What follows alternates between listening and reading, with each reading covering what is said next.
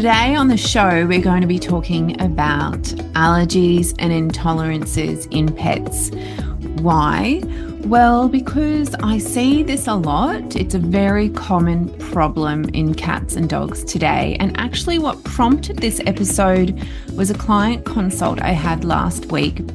All the consults I had last week were actually for animals with allergies or intolerances. But one in particular, the pet parent said to me that when she was at the vet, she noticed that there were so many people there buying, anti-allergy things, hypoallergenic things and what have you. And, she was like, it must be really common. And yeah, it is really common. And so that's why I was like, well, if it's so common, which I know it is, there's a possibility that you have a pet who has an intolerance or an allergy, or you know someone with a pet who has an intolerance or an allergy. I can pretty much guarantee that either your pet has or you know someone with a pet who has. So if you do, then this is the show for you. If you know someone who has a pet with an allergy or intolerance, please share this episode with them. And if you don't, if none of those circumstances apply, you still might find this really helpful, informative episode to listen to. So please stay around. Please hang around. Hello and welcome to the Natural Animal Podcast. I'm your host, Ruth Hatten. I'm an animal naturopath and big animal lover. Here on the show, we share thoughts and ideas about the nature of animals, their preferences, their ways of being, to engender a greater understanding, respect, compassion, and love for all animals, companion, farm, and wild. I hope you enjoy this week's episode, which is brought to you by Frontier Pets, creators of nutritionally superior pet food inspired by traditional whole food diets with a modern and ethical approach. Stay tuned for a podcast listener discount. The symptoms that I usually will see when I'm working with an animal who's got an intolerance or an allergy is there's going to be, skin issues, there's going to be digestive discomfort. There can also be behavioral changes. Like a lot of the times these animals are not happy because they're like so irritated, itching their skin, their gut, their digestion, their belly doesn't feel very well. They're bloated, they're constipated, they're, got diarrhea, all those kinds of things. So these things don't lead to happy animals, right? And many pets come to me via their humans after they've received conventional treatments like antibiotics, anti-inflammatory, steroids, or special diets. And these approaches have failed to provide lasting results, or the human doesn't really want to be giving their animal all of this medication, or they don't want to be feeding this type of food. They know within their core being that this is not the right thing, that they're not comfortable with this, and especially if it's not getting results, right? Like, what's that saying? Insanity is doing the same thing over and over again and expecting to get a different result. Like, hello.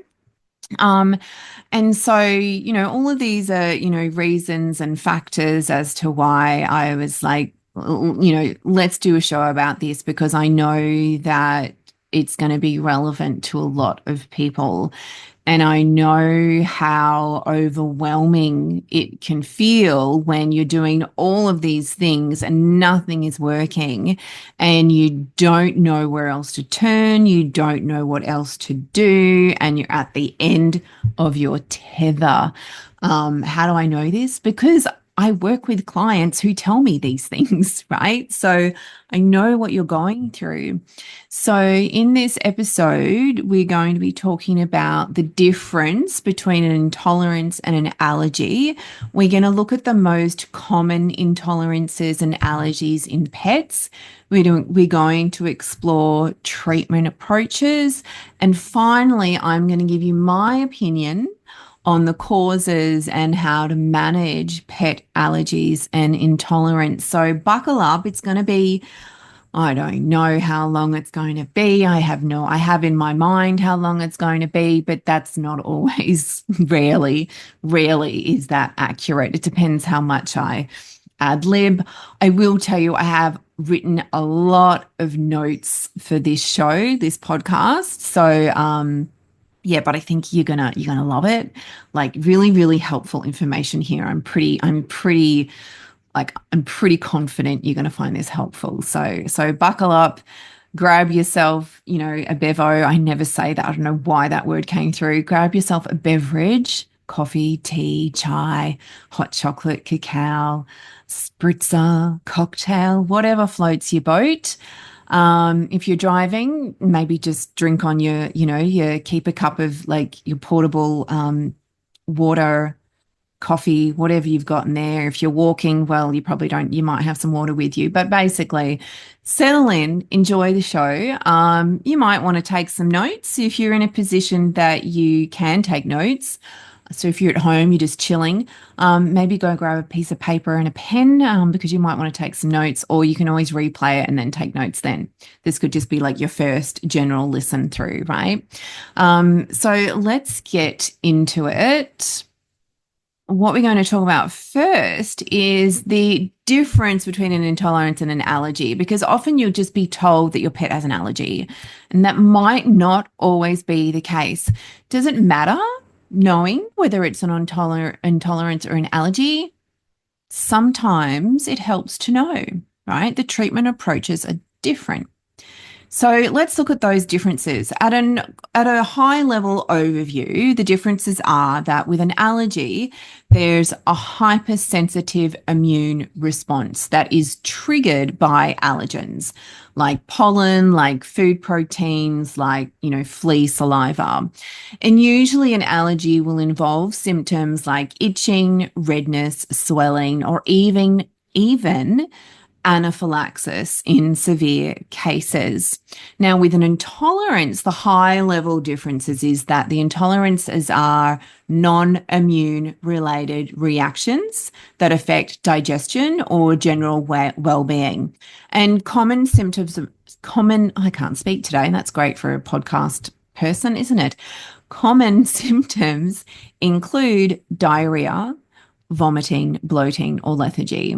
You might be going, yep, tick, tick, tick, my animal has all of that or has that and that. The key takeaway is that allergies are immune driven, while intolerances stem from difficulty processing specific substances. So let's dive deeper into this, because I think it's really beneficial to understand the differences as well as the causes and the symptoms. So let's dive in first to food intolerances, because I think they're usually the most common. Now, food intolerances in pets would typically involve non-immune related mechanisms, meaning that the body doesn't trigger an immune response like it does in allergies. Instead, an intolerance arises from the difficulty with digesting or metabolizing certain substances. And these could include the enzymes required to break down particular proteins or carbohydrates. So there's a lack of those enzymes, or the inability to process certain additives. Now, remember that, the inability to process certain additives, because I'm going to be talking about that very, very soon, and it's a really important factor. So looking at the causes of food intolerances, first of all, we've got most common are enzyme deficiencies. So your pet might lack the enzymes necessary to break down certain foods, for example, lactose in dairy or gluten in wheat. Another common cause is malabsorption. So your pet's gut might be unable to properly absorb the nutrients in their food, which leads to gastrointestinal symptoms like diarrhea, bloating, and gas. Another common cause, and this was the thing that I flagged before, is the additives and preservatives in your pet's food. So that can be a common cause of your pet's food intolerances or any pet's food intolerances. So Things like artificial colors, artificial flavors, and artificial preservatives that are commonly found in commercial pet foods can overwhelm the digestive system, which can then cause discomfort without involving the immune system. And so I think this is a really important point, because most often your first thought will be, it's an intolerance, it's got to be a food intolerance, right? And then you might go, oh, maybe it's something in the environment, like an allergen or something, like not an allergen, but like a toxin, or, mold or dust or pollen, what have you, right? You may not think that it's additives and preservatives in the food, in which case you've gone about switching from protein to protein, you've gone grain free, you've done all the things, and you're still not seeing any improvement. If you've stayed within the highly processed pet foods that are most common, the reason for the intolerance could be the additives and the preservatives. So it's not, all that switching from protein to protein, taking out grains, that hasn't made a difference because that's not what the cause is. The cause is the additives or the preservatives, those artificial colors, flavors, and preservatives commonly found in commercial pet foods. Now, research, let's have a look at some, scientific data. There is growing research on food intolerances in pets, and that's probably because it's becoming so common, right? There was a study published in the Journal of Veterinary Internal Medicine in 2017 that found that pets with food intolerance showed gastrointestinal distress, but lacked the elevated IgE antibodies in the blood. Now, IgE is immunoglobulin E, and these antibodies are typical of allergies. So this study reinforced the non-immune driven nature of intolerances. So let's talk about where there is this immune driving force, and that is in allergies. So food allergies in pets are immune mediated. This means that the body's immune system mistakenly identifies harmless proteins as harmful invaders, and this leads to an allergic reaction, typically triggered by exposure to the allergen. There is an IgE-mediated response in food allergies. So the immune system will produce IgE antibodies. That's the immunoglobulin E. The immune system will produce those antibodies to recognize and react to specific proteins like those in chicken, beef, or dairy. Immune cells are involved in food allergies. So the mast cells and the basophils are activated in response to allergens. The result of this activation is that histamines and other chemicals are released, causing inflammatory reactions, which then lead to symptoms like itching, swelling, and gastrointestinal upset. I don't know about you, but I find that really interesting. I'm totally nerding out on this information. I think when we get that clarity and that understanding around why something is happening, for me anyway, it makes it easier for me to find out a strategy for solving that. So it's kind of like all the little pieces in the puzzle are coming together, and it's like the light bulb moment.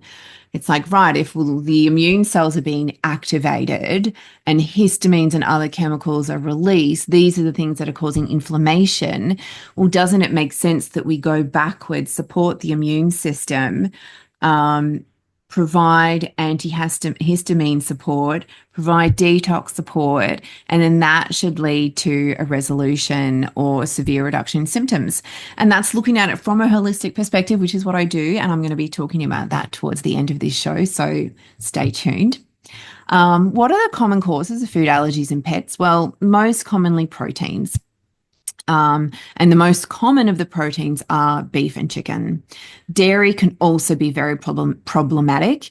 Me, when I'm working with animals and they've got any kind of inflammatory condition, I always say avoid dairy because it can be pro-inflammatory. And we don't want to put more fuel on the fire, right? There's no point giving an inflammatory substance or continuing to give an inflammatory substance if the body is already inflamed. The body's just going to be more inflamed. Like, hello. Sometimes lamb or fish can also be problematic proteins.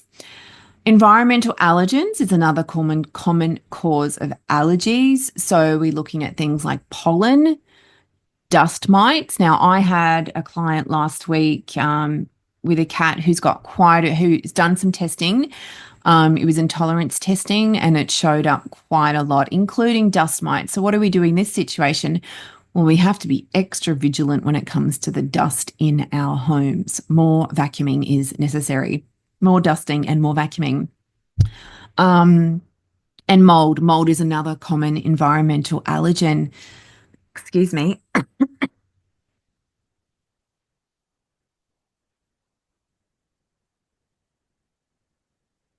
Now, of course, it makes sense that environmental allergens typically will trigger airborne allergies, not food allergies, right?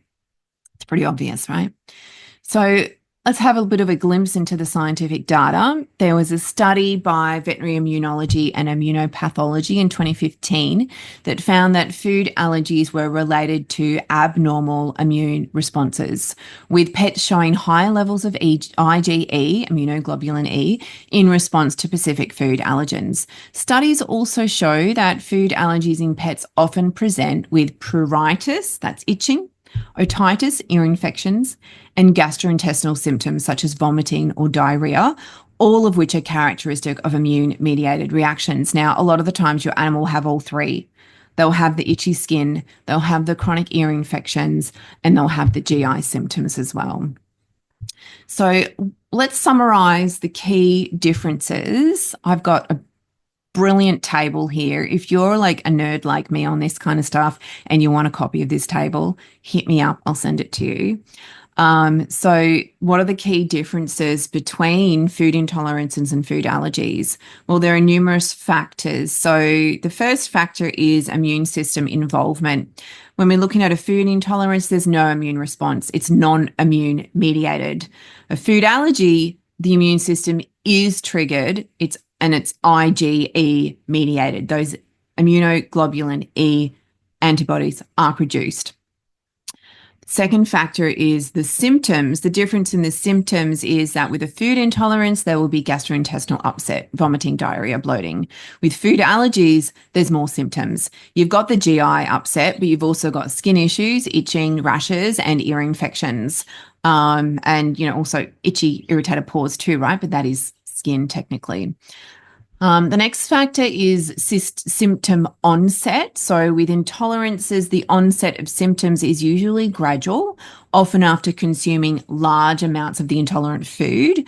With allergies, the symptoms typically appear soon after the allergen is ingested. So you might be feeding a food and there's no response, and then all of a sudden over time you see that there's this response. It's harder to pinpoint because it's a gradual onset. But with an allergen, as soon as you feed that food, there's a reaction. That's an allergy.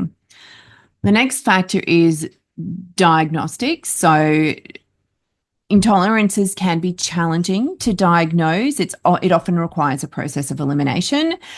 Allergies can often be diagnosed through blood tests, through elevated IgE antibodies, also through elimination diets. And the common causes, well, the key differences are with an intolerance, you can have enzyme deficiencies and issues with digesting preservatives, food additives. And there was something else, I'm sure of it, that I didn't write down. Yeah, the malabsorption of nutrients. Whereas with food allergies, a common cause is certain proteins like beef, chicken, dairy, or fish, as well as environmental allergens. So, what are the most common intolerances and allergies in pets? Well, we've touched on this a bit, but with intolerances, there's proteins, and you get this with allergies too. So, with both of these, your proteins, like as I said, the most common ones are beef and chicken, also dairy, also lamb are common triggers. With intolerances, there can be a common intolerance to grains like wheat, soy, or corn, yummy yellow corn, and additives and preservatives in processed food. So the most common intolerances are to the proteins, to grains, and to additives and preservatives. With allergies, the most common factors are environmental, pollen, dust mites, mold, flea saliva. This can be a major, major cause of itching called flea allergy dermatitis. Always good to rule this out when you're dealing with, an itchy animal and contemplating that it is food allergies. And obviously food related, the proteins that I already mentioned. So, how do we treat allergies and tolerances? What are the standard approaches and what are the more holistic naturopathic approaches? The main treatment approach is conventional, what you would expect to get from your standard vet. And when I say standard, I mean the vet that's done the standard training, hasn't gone on to do any further training in holistic care, in naturopathic care, in herbal care, in alternative therapies, right? So the majority of vets haven't gone on to do that additional training. They've just stuck with like the standard pro forma, what they're taught at uni, and then further studies that explore that in more detail, or further studies in terms of further research and things like that. But it's still based around that. I guess it is a limited, it's conventional, it's not looking at alternative therapies, right? So when you're going to a standard vet, the standard approach is steroids and antihistamines for allergies to reduce inflammation and itching, and hypoallergenic or prescription diets for food-related issues. Also, flea preventatives for flea allergies. So we're looking at all possibilities there.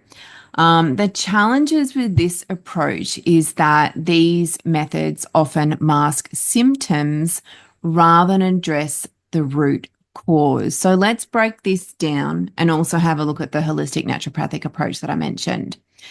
So with food intolerances, the standard different approaches within standard veterinary treatment include dietary management. So identifying the ingredient that is causing offense. So identifying the offending ingredient through elimination diets. This will often involve a veterinary approved food that is novel. So by novel, I mean it contains proteins and carbs that the animal hasn't eaten before, or it will be a hydrolyzed diet.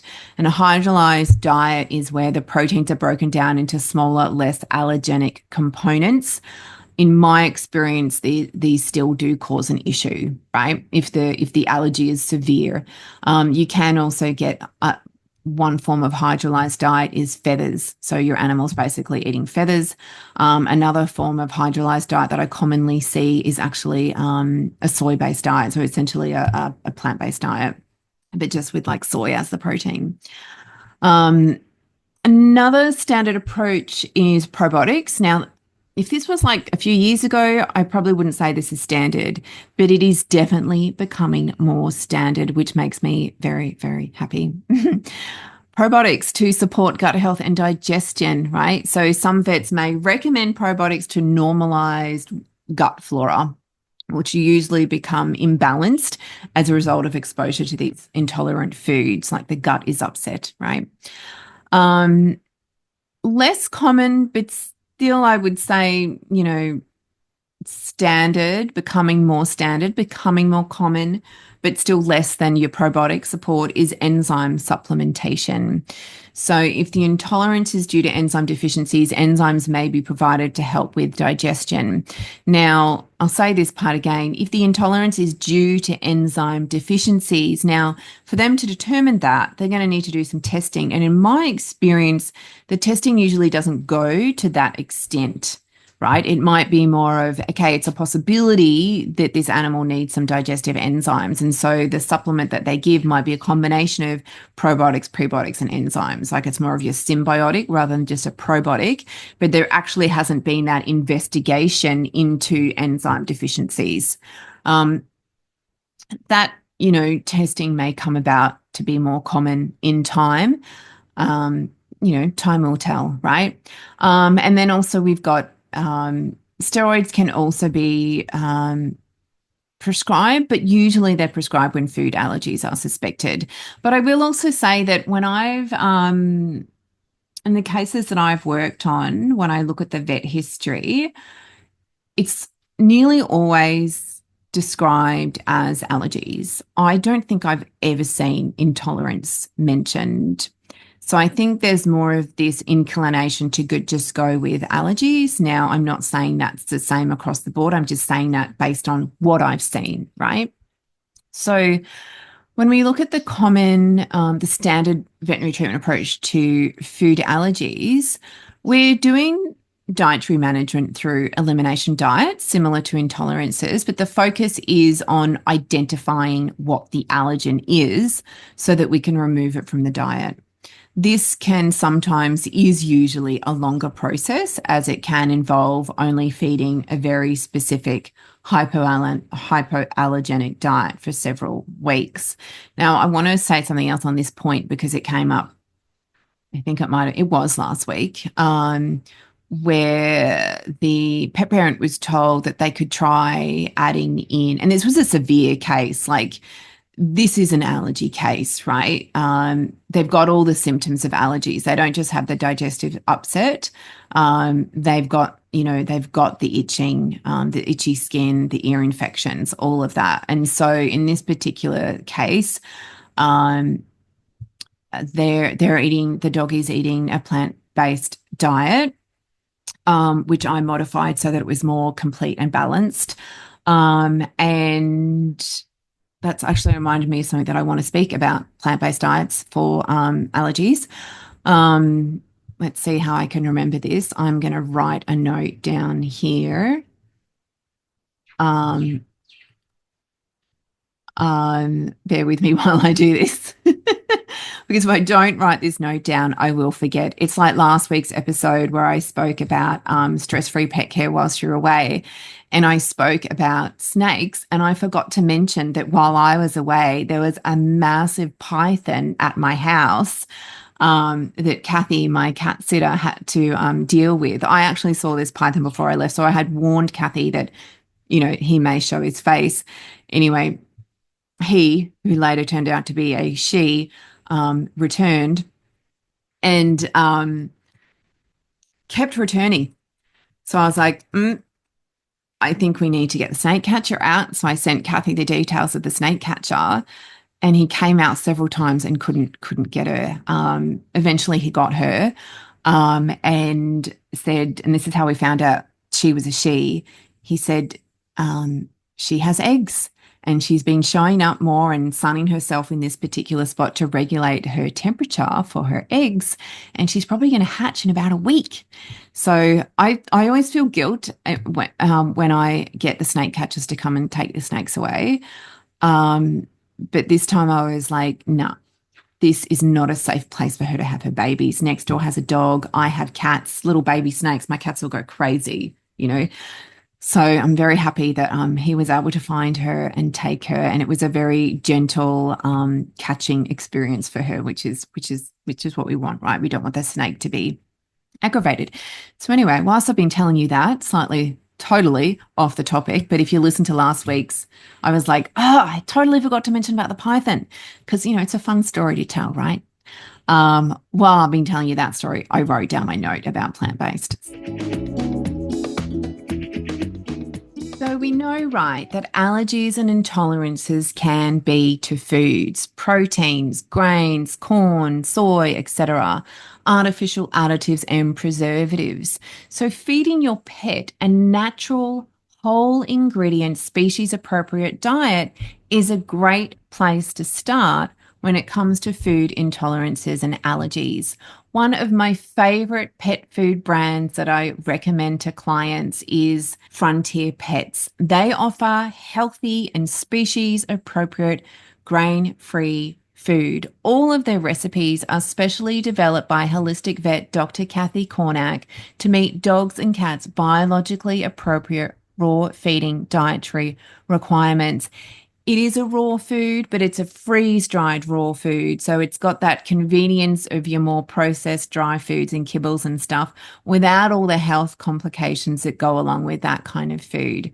So it's a freeze-dried raw food. You're getting all the nutrients of raw, and you're rehydrating it with water, and then serving it to your animal to enjoy. Learn more at frontierpets.com.au. And as a Natural Animal podcast listener, you can enjoy 15% off your first order with the code NaturalAnimal15. Let's get back to the show and find out more and more information that I've got to share with you about pet food intolerances and allergies. So, let's go back to where we were. What were we talking about? We were talking about food allergies. Yes. So this dog was had been told to be put on a plant-based diet because he was reacting to every single animal protein that they tried, and then was told that they could probably incorporate some fish in a couple of weeks. So I said to my client, leave it longer than that. You want to eliminate foods for at least 8 to 12 weeks. That is my recommendation. That is a typical recommendation from a holistic pet health practitioner, 8 to 12 weeks. So to give the body, the digestive system, a chance to rest and heal from that. And so you're not going to get that in 2 weeks, right? So these elimination diets are, 2 to 3 months. These are challenging to do. You can do testing, but it's not always reliable. Like I said to my clients, I always say to my clients, you can do one test, you can go and do another test, and the results are completely different. So elimination diets are your most reliable way of working out what the offending food is. So that's, the standard veterinary approach for food allergies is doing those elimination diets for several weeks.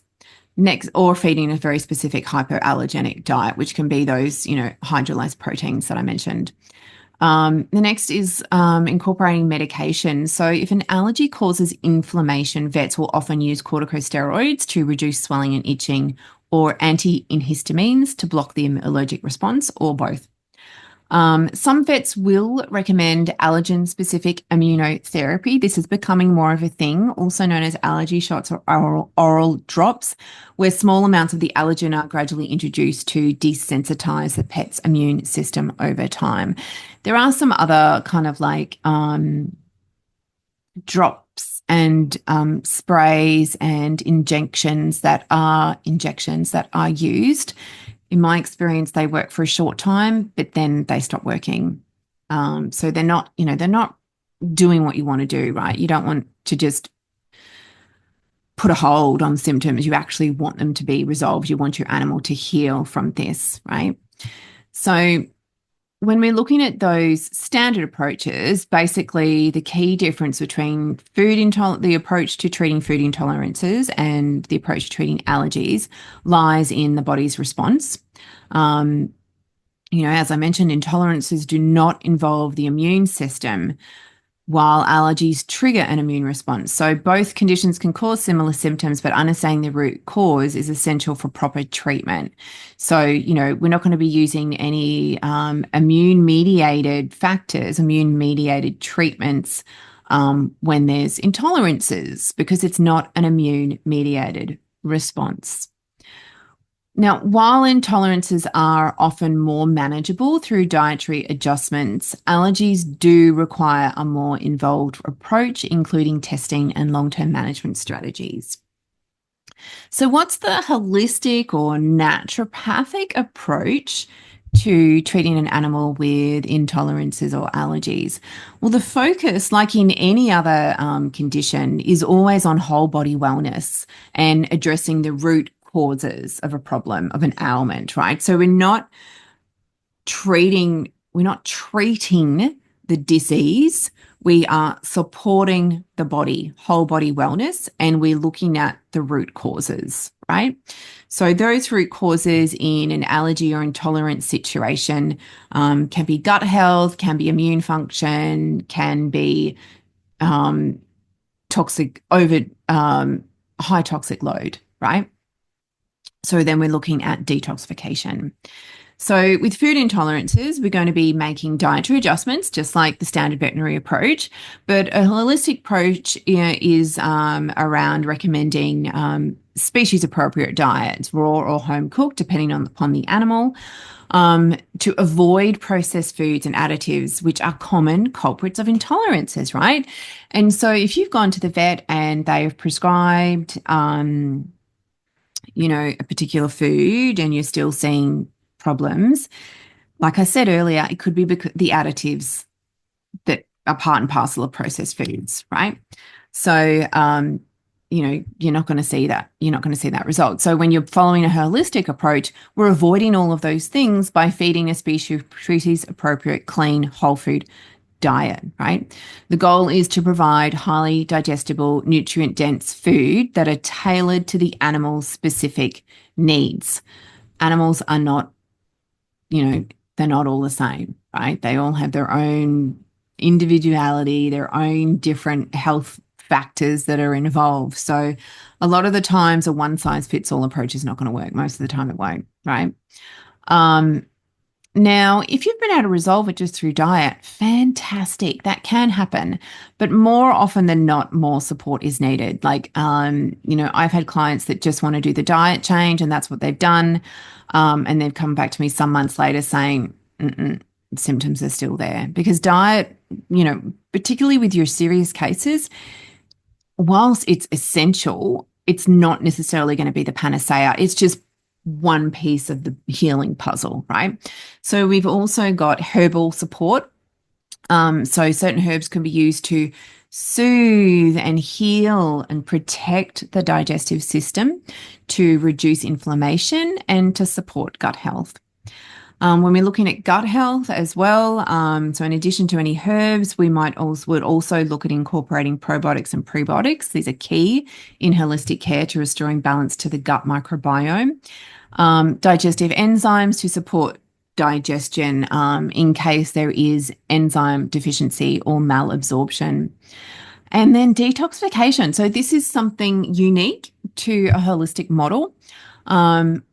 I would be surprised if you went to your standard vet and they told you to detox your pet. You come to me, I will pretty much always say your pet needs a detox, right?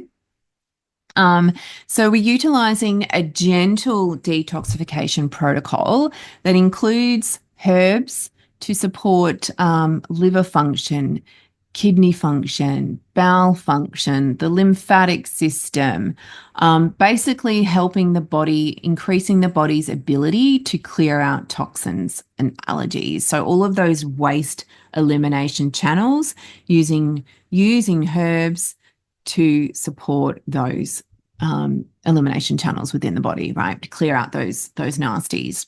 Now with food allergies, we're going to be doing holistic elimination diets. So, like what the vets are doing, with the exception that we're focusing on whole natural ingredients. We're looking at those novel proteins, but we're choosing like the whole food, right? The whole protein, not a processed food that has that novel protein in it amongst a whole bunch of synthetic ingredients and other artificial ingredients, colors, flavors, preservatives, what have you, and lots of carbs, right? So the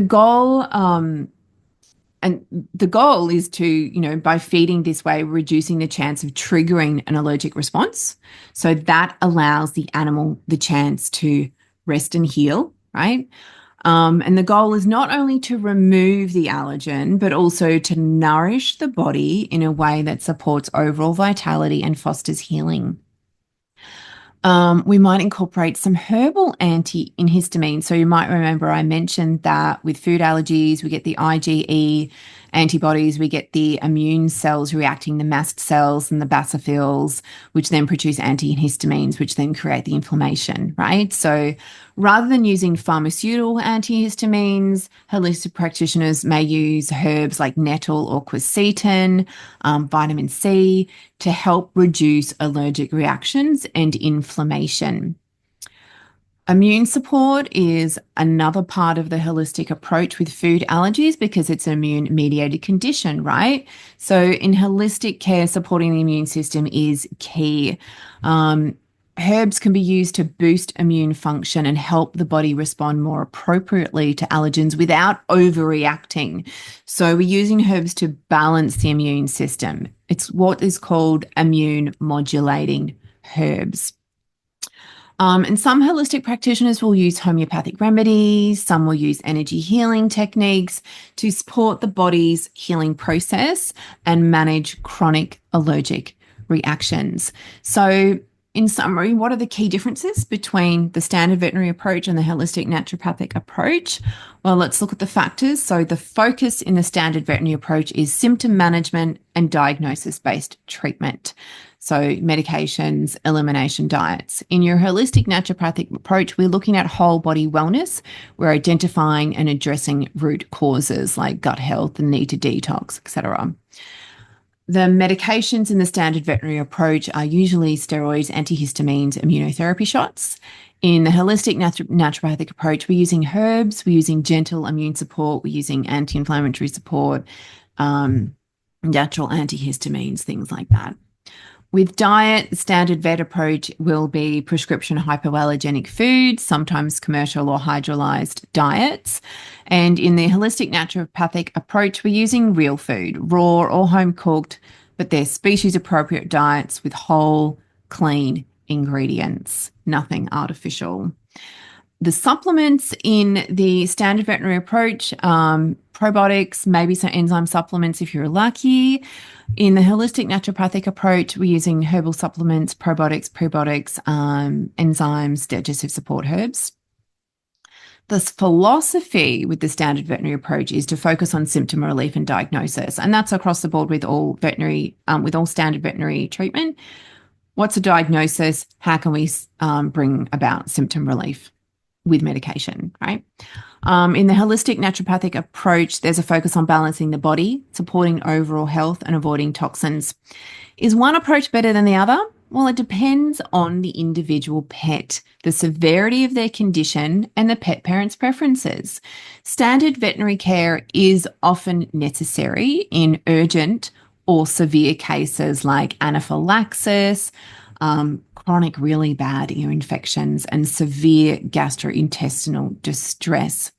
Holistic naturopathic care tends to focus on long-term wellness, on healing, right? Overall vitality, gentle management of symptoms, and addressing underlying imbalances like gut health or environmental factors. Many pet parents will just choose a conventional model because that's all that they know that's available, or that's just all they believe in, which is fine, like you do you, right? Some pet parents will choose a combination of both, starting with a conventional diagnosis and maybe also using those conventional drugs, and then using holistic support as complementary treatment. Other pet parents have exhausted conventional options. They are fed up. They're fed up of not getting results. They don't want to continue giving their animals these medications.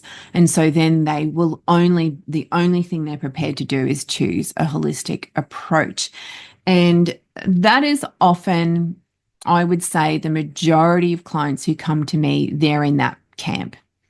They've exhausted conventional options and they are fed up.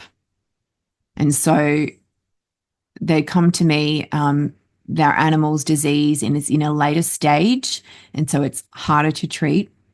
But I'm always up for the challenge. And I've seen such excellent results when using a holistic naturopathic approach.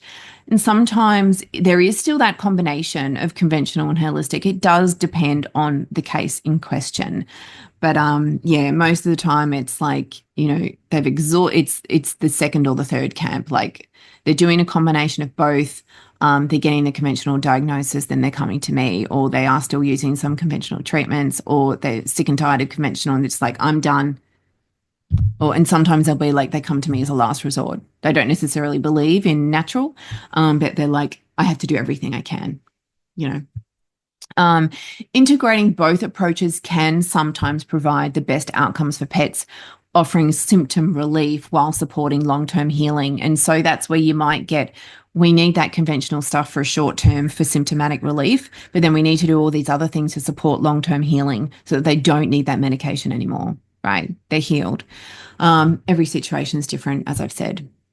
So finally, what is my opinion on the cause and management of pet allergies and intolerances? Well, from a holistic perspective, which is my perspective, that's what I believe in. That's what I practice for me, my own animals, my clients' animals. From a holistic perspective, food allergies and intolerance in pets are often signs that something deeper is going on. There's something out of balance within the body, deeper than just an allergy or an intolerance. These conditions are rarely isolated issues. They will tend to indicate an imbalance in the pet's immune system, in their digestive system, or just their overall vitality or their overall health overall. And whilst environmental factors, genetics, and exposure to allergens can play a role, most cases stem from 4 issues: gut dysbiosis and leaky gut syndrome, overuse of processed foods and artificial additives, environmental and chemical exposure, and genetic predisposition. So let's go through each of those in a bit more detail. First issue is the gut problems, the gut dysbiosis and leaky gut. So the gut plays a pivotal role in immune function. If the gut is compromised, this can lead to an overreaction of the immune system, resulting in food allergies. What's a compromised gut? Well, usually there will be dysbiosis. So this is where the microflora, the gut bacteria, is imbalanced. There's more bad bacteria than good bacteria. Or leaky gut, this is where there's hyperpermeability of the gut lining, like there's cracks or holes in the gut lining, and partially digested food, toxins, bacteria, bugs can escape through those cracks, through those holes of the gut lining, penetrating the tissues beneath the gut wall, triggering inflammation and changes in gut flora. Holistic solutions like probiotics, gut healing herbs, and a clean diet can support gut health and help reduce sensitivities, but every pet's needs are different. And this is where a personalised approach can truly make a difference. The second issue is overuse of processed foods and artificial additives. So as I mentioned, many commercial pet foods are filled with artificial ingredients. They're heavily processed, and these things can overwhelm the digestive system and immune function. Overexposure to grains, gluten, corn, and soy in particular can contribute to inflammation and sensitivities. And just, I really want to bring out there, it's not just grains. So if you're feeding grain-free and you're like, well, I'm feeding grain-free, but I'm not seeing any improvement, or I'm doing fine because I'm feeding grain-free. Yeah, okay, it may be grain-free, but is it gluten-free, corn-free, soy-free? It's probably not if it's a processed commercial pet food. So have a look into that. A species-appropriate diet with whole natural foods is a really great starting point for managing food intolerances. So, however, you want to pinpoint the right ingredients and tailor the diet to suit your pet's unique needs. And this does require a more than one-size-fits-all solution. Like just because one diet, the dog's doing really well. The dog down the road is doing well on his diet, doesn't mean that your dog's going to do really well on this particular diet, right? So it depends, because everyone is unique. Every animal is unique. But diet is a really good starting point. And if you're looking for that starting point from switching over to processed diet to real whole food species appropriate diet. My Real Food Diet ebooks are excellent for that. They provide you guidance on feeding a whole natural species appropriate diet. There's a whole lot of background information there about why this kind of diet matters, how to do it. There's meal planning, there's recipes, there's systems, there's all kinds of things in there. So get your hand on one of those. Get your hands on those if you don't already have them. The third issue is environmental and chemical exposure. So environmental allergens, chemicals, and toxins in your pet's environment can contribute to allergic reactions. This is something that I really, really push when I'm working with clients. It's not just about their diet. We also need to reduce their toxic load. We need to assess what their toxic load is and reduce it, right? In any health condition, they're kind of like my two main factors: clean up the diet, improve the diet, and reduce toxic load, right? So just reading my notes, and I basically said that. So yeah, while addressing diet is important, it's also crucial to reduce exposure to these external environmental triggers. And managing these factors involves more than just cleaning up your home or switching over your pet's products, but by all means, definitely do these things. But oftentimes when I see like someone in the questionnaire, someone will say they're only using natural products. I'll examine that in a consult, and oftentimes they're using something that's not 100% natural because of marketing, right? Something says it's natural, or it says it's like an oat shampoo, and so you think it's just oats. Well, it's not, because when you go and look at the ingredients, or maybe the ingredients aren't there and it just says active ingredient is oat, well, that doesn't mean that it's 100% natural product. So cleaning up your home means switching out as much as you can of man-made synthetic chemical products that contain man-made synthetic artificial ingredients to products that are legitimately 100% natural. And it's not straightforward undertaking that exercise of determining greenwashed natural to legitimate natural. So definitely do these things, but you might need some more guidance on that. I have got a few blog articles on that. I've also got a course which is going to help you tremendously with really understanding everything about, cleaning up, reducing the toxins in your animal's environment, low tox pets. So check that out. In addition to clean up the home, switching over your pet's products, changing the diet, like I mentioned, utilizing holistic approaches to support your pet's immune system and reducing stress can also play an important role in healing. And the fourth issue is genetic predisposition. So some pets, some breeds are genetically predisposed to allergies. And, we can't change genetics, although when you look at the history of dog breeding, they certainly have, right? That's why we have so many breeds of dogs nowadays. But we can, while we can't change genetics of, genetic, and it's like, well, actually genetic modification's a thing, right? So anyway, we can manage environmental triggers and support our animals' health holistically to reduce the likelihood of or severity of allergic reactions. So the standard veterinary approach often focuses on symptom management, but I believe that true healing comes from addressing the underlying causes. And how do we do that? Well, some key principles for managing allergies and intolerances from a holistic perspective include elimination diets and tailored nutrition. So removing triggering foods from your pet's diet is a great first step. However, understanding what the triggers are and supporting long-term health involves careful observation and personalised nutrition. A novel protein or elimination diet can help identify potential allergens over time. 8 to 12 weeks, I recommend as a minimum. This can be a great starting point, but to truly resolve sensitivities, you may find that working with a professional to refine the diet is essential for long-lasting results. The thing I mentioned before that I've got written down here in capital letters, so don't miss it. Tailored nutrition sometimes can mean plant-based diets. Now, don't put your head down and be like, oh my God, really? This is a thing. It works. I've seen it, right? So if your animal is allergic to every single animal protein, what the hell are you going to feed, right?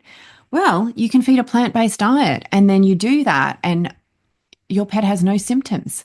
Do you have to do that forever? No, you can. You might find that, wow, my dog, don't recommend it for cats, but my dog is going so well. He is healthier than he's ever been. Well, if you want to continue them on that diet and they're enjoying it, brilliant, as long as it is complete and balanced, is giving them all the nutrients that they need. So working with someone who knows how to formulate healthy plant-based diet for dogs, e.g. me, I do it. I do that. You can do that. And I would still recommend doing that in that elimination period, in the 8 to 12 week period. That's what I did with one of my clients last week. She was already feeding plant-based to her dog, but it was incomplete. So I just completed it. Created a plan for her, including a diet plan that made sure that whilst he was going through this elimination diet, she was getting all the nutrients that she needed so that her health wasn't going to be negatively impacted. The second principle is supporting the immune system. So allergies, as you know by now, are immune driven. So strengthening the immune system with herbs, probiotics, omega-3 fatty acids, and gut supportive nutrients is crucial. Your pet's immune system is unique to the dog or cat next door. And the right combination of a natural support will depend on their individual needs. The third principle in holistic management and long-term solutions is detox and liver support. So pets with allergies will often have an overburdened or overtaxed liver or detox system. So supporting the liver with herbal tonics, supporting the body with detoxification, with waste elimination through gentle detox programs can help reduce allergic responses and promote overall health and functioning, and intolerance responses too. Detox should be carefully tailored to your pet's health and needs to ensure the right approach for your pet's specific condition. And finally, reducing that toxic load. So this does, for me anyway, form part of detoxification. No point doing detoxification if you're going to maintain all those toxins in the environment, right? Detoxification for me, I recommend for healthy animals, it be done once a year. For health compromised animals, it be done more frequently under the guidance of a holistic practitioner. The fourth principle, reducing toxic load. So I said that already, but managing those allergens in your animal's environment, including reducing exposure to chemicals, using non-toxic cleaning products, and keeping your pet's living space clean naturally can make a big difference. And it's not just about doing one of these things. These are all just pieces of the puzzle. Holistic healing incorporates lifestyle, diet, and stress reduction, detoxification. These things are essential for long-term relief and long-term wellness. Now, as I've said a couple of times, every pet is unique, and what works for one may not work for another. If you're feeling unsure or overwhelmed about how to navigate your pet's allergies or intolerances, I can guarantee you're not alone. But if you want support, I am here to help. And by working with me, you will receive personalized support for your pet. A personalized holistic wellness plan that is tailored to your pet's specific needs and health journey, as well as my ongoing support as you navigate this journey with your pet. If you feel like you'd like more of a DIY approach, I have a number of courses available that can help. It will take longer for you to learn and implement everything than working with me one-on-one, and that means it's going to take longer to get the results naturally, but it will cost less from an upfront perspective. To give you an example, I've got resources on natural gut health, natural parasite prevention, my low tox pets course, my real food nutrition course, my real food diet ebooks, my holistic animal care workshop series. Each of these are relevant to the topic of today. The holistic, if you were going to buy one, I'd say go with the Holistic Animal Care Workshop series because it bundles up a lot of information in one course that's covered in those things. Like, for example, it covers, low tox. It covers diet. You get the diet ebooks in there.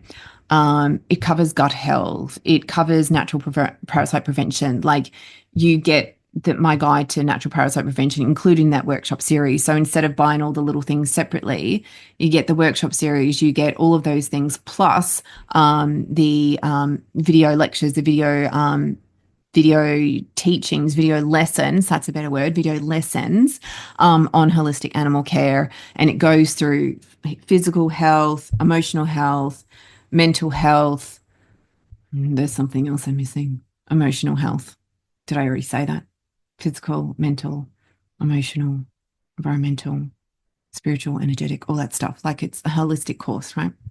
So where do you find those? In the Holistic Animal Wellness Library on my website. And if you would want to fast track things, or you might even want to do both, right? But if you would like to work with me one-on-one to get that personalized support and faster results than DIY, please reach out via my website, by email, ruth@ruthhatten.com, or on socials. And to summarize, I want to summarize by looking at causes and management. The underlying cause of your pet's allergy intolerance could be over-processed pet diets leading to a lack of bioavailable nutrients, overexposure to environmental toxins, pesticides, and chemicals. I also want to say the over-processed diets causing inflammation, like the high carbohydrate content, right, that I discussed earlier. Genetic predispositions exacerbated by poor breeding practices. And just because your animal has a genetic predisposition doesn't mean, oh, well, you can't help. We can help, right? Gut health imbalances due to antibiotics, poor diets, or lack of diversity in food. In terms of management, summarizing that piece for you, managing your pet's allergy intolerance holistically will usually involve adopting an approach that includes species-appropriate diets, raw or home-cooked meals, depending on what works for your animal and for you. Using herbal remedies and supplements to support gut and immune health, to provide those natural sources of antihistamines and anti-allergies. Yes, there are herbs that have those properties. Gradually introducing immune modulating therapies like herbs, reducing toxic exposure in your pet's environment. Example, switching to natural cleaners and other natural products, legitimate 100% natural products. And if you'd like help, please reach out. Check the show notes for all the links to the resources that I mentioned today. I hope you found this helpful. There's a lot in there. So you might want to, like I said at the beginning, you might want to listen to it again. And, if you've been listening to this driving or walking, you might want to listen again and actually sit down and take some notes, head to my website, read some blog posts, things like that. There are more resources there for you on my website. Check that out. If you're not following me on Instagram yet, do that because I provide not necessarily daily, mostly daily, depends on my mood, mostly daily tips and tricks and information and insights on holistic animal care. I am on Facebook. I don't use it very much. I don't find it really effective. So I tend not to really use it. But yeah, my main, in terms of social media, Instagram is your best way. If you want to watch this, if maybe you're already watching this, but if you want to watch, if you're listening to this and you want to watch it, it's not really that exciting to watch it. It's just me, my head. No cats appearing and joining us today. You can watch this episode and other episodes of the podcast on YouTube. If you loved this episode, please rate or review or comment on it. I would really love your support. It helps to get the show out to more pet parents like you who want access to this information. If you know someone who might benefit from listening to this or other episodes in the podcast, please share it with them. If you have feedback, if you have ideas for guests or for topics, please fill out the feedback form on my website or just hit me up on email or my socials and say, Ruth, I'd love for you to have this guest, or Ruth, I'd love for you to talk about these topics. Let me know. I would love to receive your feedback. And until next week. Oh, I forgot to mention. Don't forget to check out the sponsor of this show, Frontier Pets. Now, in terms of diet, hello, that is a clean, species appropriate diet that's going to help your pet. From that perspective, a holistic treatment, right? So feeding that clean, whole food species appropriate diet can sometimes be enough, but it will at least be a good start in the journey of resolving your pet's intolerances or allergies. So check out Frontier Pets at frontierpets.com.au, and don't forget that discount to help you get started, Natural Animal 15. Until next week, take care of you and your animal kin. And I will see you soon. And if you can't wait till next week, check me out on Instagram.